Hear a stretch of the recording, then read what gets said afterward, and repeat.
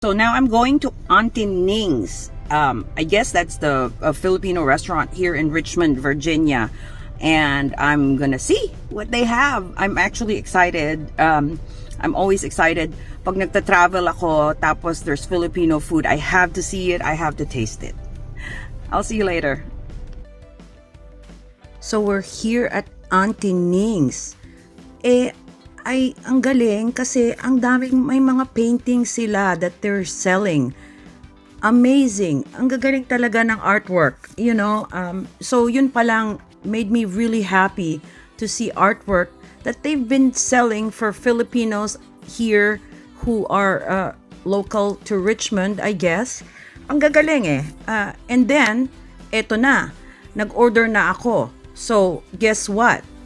Sisig, longganisa, longsilog, sinigang, lumpia, and liempo. Okay? Pork belly yan lahat.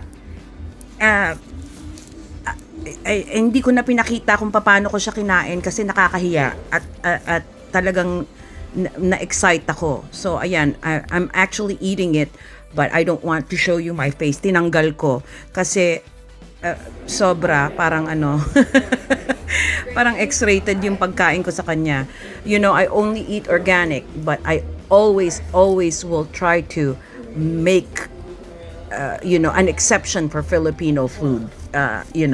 Saka na yung organic pagkatapos. Pero dito sa Sarasota, actually, may mga organic food. So, ito yung, siya yung chef and his family, and then he's with Auntie Ning there. Ito, yung kanilang partners na American. The thing is, I spoke to the owner and she was getting backlash kasi she's not Filipino. She's American. Ang chef who is their partner is Filipino. So, ang mga reviews nila, sabi niya merong bad reviews because of her being not Filipino. Kayo naman, bakit naman ganon? Hindi naman dapat ganon. Dapat we should support. They're getting into our culture and appreciating it. We should appreciate them for appreciating our culture and our food, 'di ba? So they took a step that is not regular, just so that they can prepare food that's Filipino. Anyway, so masarap siya, no? Kaya lang fusion siya. So hindi siya talagang yung if you say ethnically tasting like Filipino original talaga. And I know this because I grew up in a Filipino restaurant. Ang parents ko owned Clay Pot and Cafe Jasmine in Taft Avenue and Pedro Hill for almost 50 years. Hindi nga ako kumakain ng Filipino food dati. Kaya lang nung lumipat ako dito talagang yan na.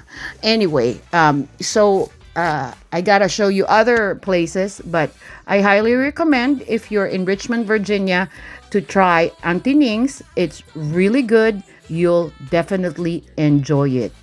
Alright, see you later. By the way, hindi ko siya kinain lahat ha. Binalot ko siya kasi ang anak ko naghihintay.